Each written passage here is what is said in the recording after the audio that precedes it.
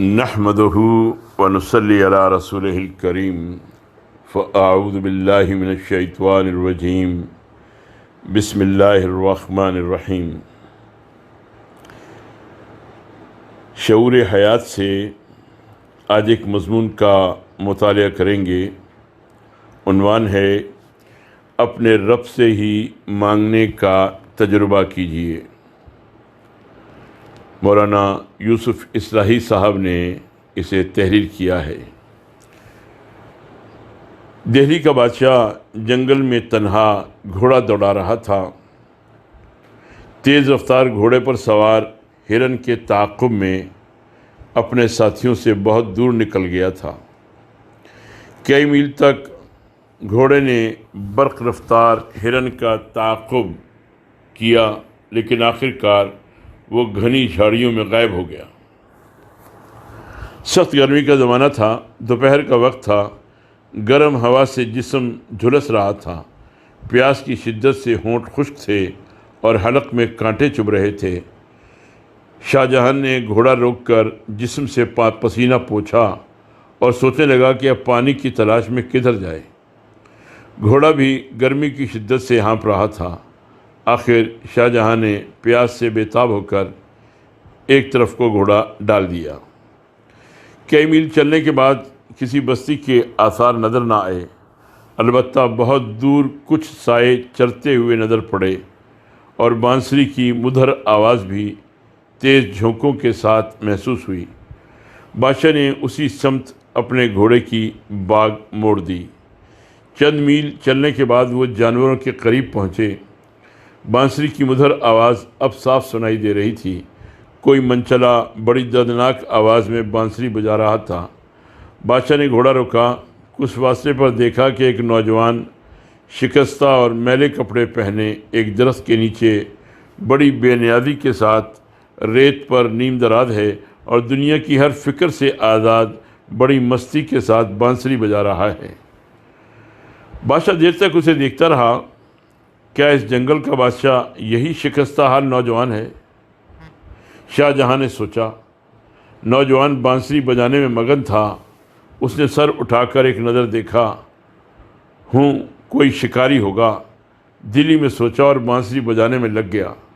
بادشاہ اس کے قریب پہنچا اور پوچھا، میاں صاحبزادے، یہاں کہیں پینے کے لیے پانی بھی مل جائے گا؟ شاہ جہاں کا شاہانہ لباس اور شاندار گھوڑا دیکھ کر چرواہا ذرا چونکا، مگر جلد ہی سنبھلا اور بولا، یہاں پانی کہاں؟ پانی تو بستی میں ملے گا، تھوڑی دور بستی ہے۔ ہاتھ کے اشارے سے چرواہے نے رہنمائی کی اور پھر بے نیازی کے ساتھ بانسری بجانے لگا۔ جانور چر رہے تھے اور وہ بانسری بجانے میں مست تھا۔ شاہ جہاں گھوڑے پر سوار ہو کر جانے کی سوچ ہی رہا تھا کہ نوجوان نے پوچھا، کیا تمہیں پیاس لگی ہے؟ ہاں بھائی، پیاس سے برا حال ہے۔ شاہ جہاں نے اس عاجزی سے کہا کہ گویا آج چرواہا ہی بادشاہ ہو۔ چرواہا اٹھا اور درخت کی جڑ میں رکھا ہوا مٹی کا میلا کچالا برتن اٹھا لایا۔ لو، یہ پانی پی لو، اس میں مٹھا ہے۔ شاہ جہاں نے بڑی بے قراری کے ساتھ مٹھا اپنے حلق میں اونڈیل لیا۔ پیاس کی شدت سے شاہ جہاں بوکھلا گیا تھا۔ مٹھا تو اس نے پہلے بھی پیا تھا، لیکن آج تو اسے ایسا محسوس ہوا کہ شاید ایسی نعمت اسے کبھی نہ ملی تھی۔ وہ احسان مندی اور پیار کی نظروں سے چرواہے کو دیکھتے ہوئے بولا، میاں صاحبزادے، تم رہتے کہاں ہو؟ اس بستی میں رہتا ہوں۔ چند میل دور اسی بستی کی طرف اشارہ کرتے ہوئے گڈریے نے بتایا۔ تم کبھی شہر بھی گئے ہو؟ شاہ جہاں نے پوچھا۔ کیا تم شہر میں رہتے ہو؟ دہلی میں لال قلعہ ہے نا، وہاں پر ایک بہت بڑی مسجد ہے، وہ ہمارے بادشاہ نے بنوائی ہے۔ کیا تم وہیں رہتے ہو؟ میں ایک بار باپ کے ساتھ وہاں گیا تھا، چرواہے نے جواب دیتے ہوئے کہا۔ تم کل وہاں آ جانا لال قلعے میں، اور دیکھو کوئی چیز لاؤ تو میں تمہیں کچھ لکھ کر دے دوں۔ بادشاہ نے انعام سے نوازنا چاہا۔ کیا تم لال قلعے میں رہتے ہو؟ تب تو شاہ جہاں بادشاہ کو ضرور دیکھا ہوگا۔ چرواہے نے حیرت سے شاہ جہاں کو دیکھتے ہوئے کہا، میں شاہ جہاں ہوں۔ بادشاہ نے جواب دیا، تم بادشاہ ہو؟ ہمارے بادشاہ؟ حیرت سے چرواہا بادشاہ کو دیکھتا رہ گیا۔ اسے یقین نہیں آ رہا تھا کہ وہ واقعی شاہ جہاں کو دیکھ رہا ہے۔ آج چرواہا اپنے بادشاہ سے باتیں کر رہا تھا۔ اسے اپنی قسمت پر رشک آ رہا تھا۔ آج بادشاہ اس کا مہمان تھا، مگر وہ ڈر رہا تھا کہ اس نے بادشاہ کو بڑی بے رخی سے جواب دیا تھا۔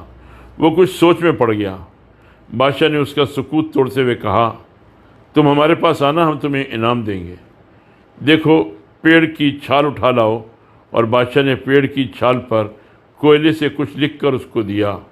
تم یہ لے کر لال قلعے میں آنا، میں تمہارا انتظار کروں گا۔ اور شاہ جہاں وہاں سے لوٹ آیا۔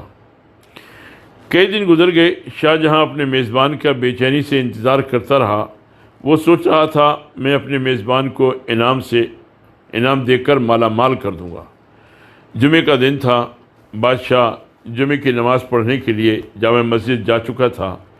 لال قلعے میں کئی روز سے چرواہے کا انتظار تھا۔ آج دوپہر کے وقت چرواہا قلعے کے پھاٹک پر پیڑ کی چھال لیے ہوئے پہنچا تو قلعے کے محافظوں نے اسے ہاتھوں ہاتھ لیا اور اسی وقت 2 سپاہیوں کے ساتھ اسے شاہ جہاں کی خدمت میں جامع مسجد بھجوا دیا۔ چرواہا ڈرتا سہمتا جامع مسجد کے اندر داخل ہوا۔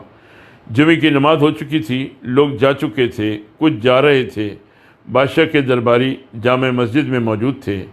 سپاہی چرواہے کو کچھ درباریوں کے حوالے کر کے واپس ہو گئے۔ چرواہے نے پوچھا، بادشاہ کہاں ہے؟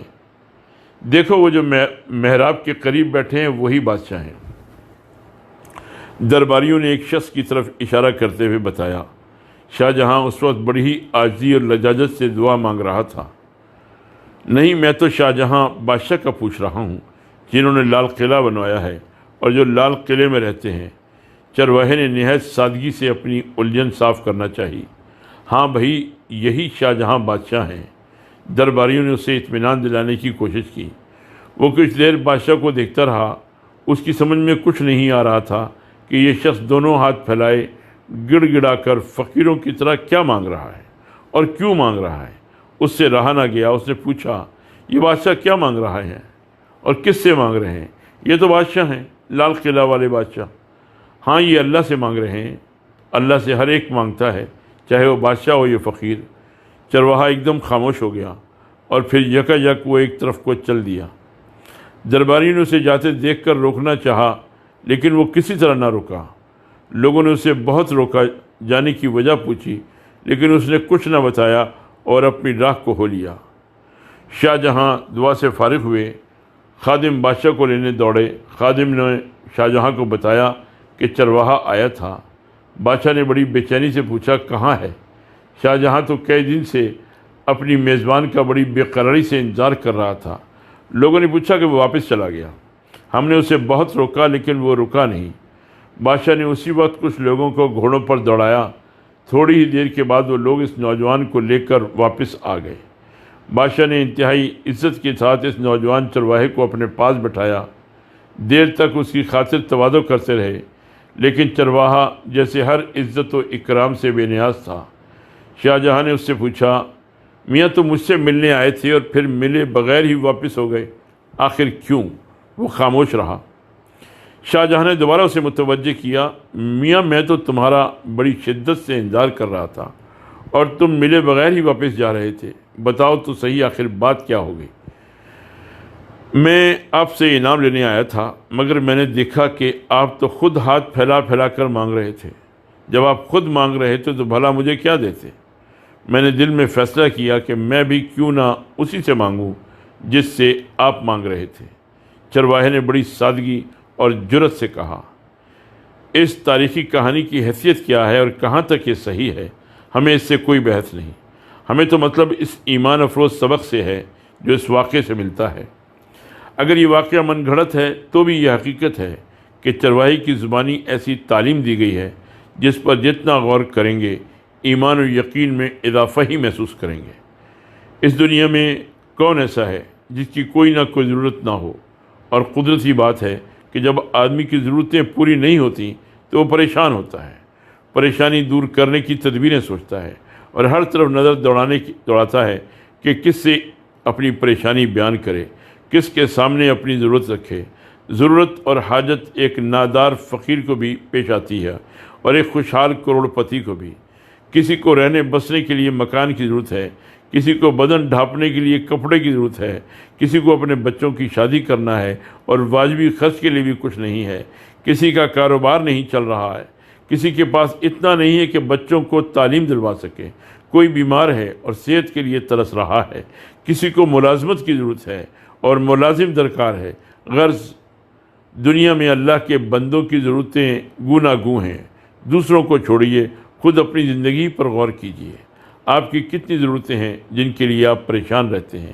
آپ بہت بڑے غنی ہیں اور آپ کا مقام بہت ہی بلند ہے۔ اگر آپ کو یہ یقین فی الواقع حاصل ہو جائے کہ آپ کی ضرورتیں صرف اللہ ہی پوری کر سکتا ہے اور آپ اس کے سوا کبھی کسی کے سامنے دامن نہ پھیلائیں گے۔ یہ واقعہ ہے کہ دینے والا صرف اللہ ہے۔ وہ نہ دینا چاہے تو ساری دنیا مل کر بھی آپ کو ایک ذرہ نہیں دے سکتی، اور وہ دینا چاہے تو ساری دنیا مل کر بھی اس کی نوازش کو روک نہیں سکتی۔ بندے کے پاس آپ کو دینے کے لیے کچھ نہیں ہے۔ ہر بندہ محتاج ہے، اور جو جتنا بڑا ہے اتنا ہی زیادہ محتاج ہے۔ لال قلعے کا بادشاہ بھی اسی کی درگاہ کا فقیر ہے، اور جنگل کا چرواہا بھی اسی کا محتاج ہے۔ پھر یہ کہاں کی دانائی ہے کہ آپ فقیر اور محتاج بندوں کے سامنے اپنی ضرورتیں رکھیں اور ان تہی دستوں سے مانگیں جو خود اپنی ضرورتوں کے لیے اللہ کے حضور ہاتھ پھیلاتے ہیں اور گڑ گڑا کر اس سے بھیک مانگتے ہیں۔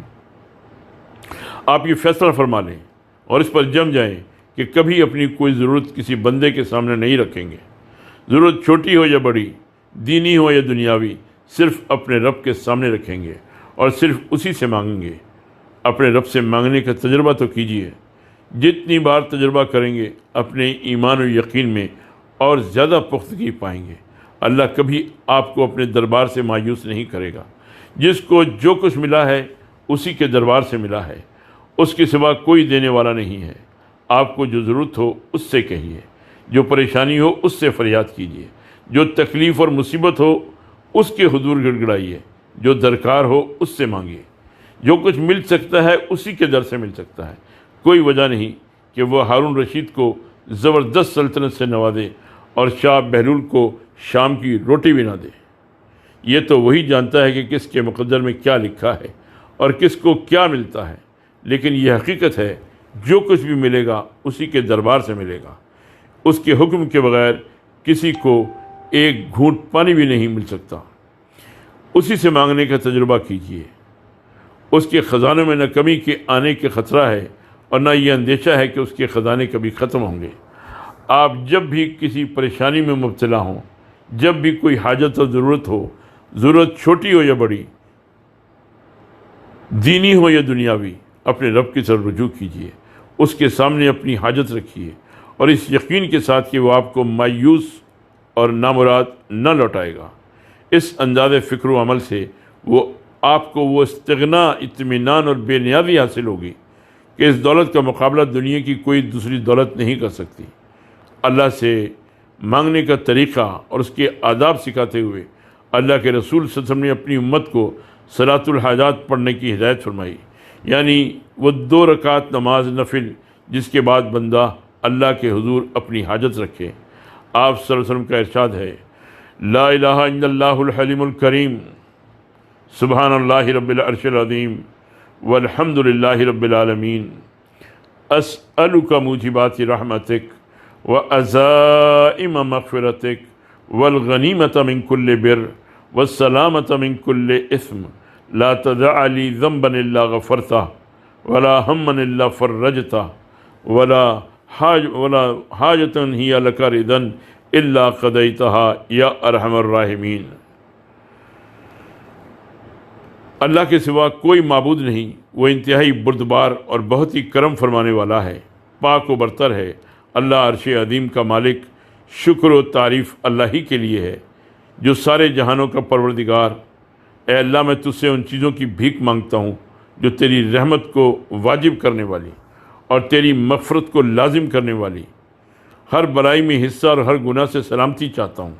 اے اللہ، تو میرا کوئی گناہ بخشے بغیر اور کوئی دکھ اور غم دور کیے بغیر نہ چھوڑ، اور میری کوئی حاجت جو تیرے نزدیک پسندیدہ ہو پوری کیے بغیر نہ رہنے دے۔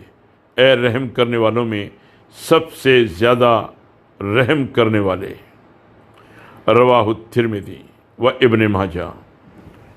وما علینا الا البلاغ۔